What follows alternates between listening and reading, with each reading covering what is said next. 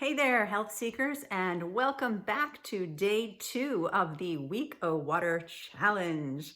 Hope your first day was great. Today, I'd like to talk about add-ins, things that might be in your beverages or that you might typically put in your beverages.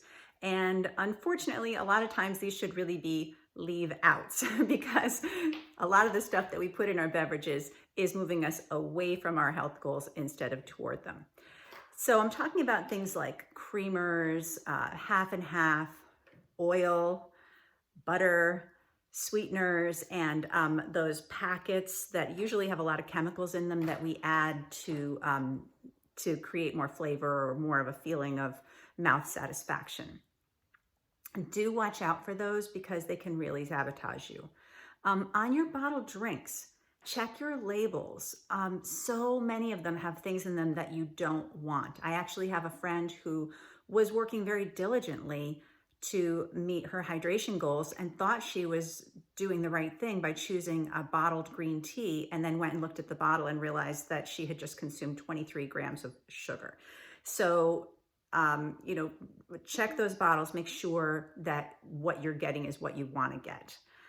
Please watch out for artificial sweeteners, aspartame, and things like that. When you see a label that says sugar-free, I'd like you to translate that in your brain to chemical full because that's probably what's going on. I know that stevia is a kind of sweetener that you can get that is a so-called more natural sweetener, but Dr. Greger has cited a study that stevia produces mutagenic compounds in our colons, and those can be absorbed into the bloodstream. Now, those are in larger amounts than you would probably get in your beverages, but I want you to be informed so you can make an informed choice about that. So what can you use? What are your alternatives? Plant-based milks are fine.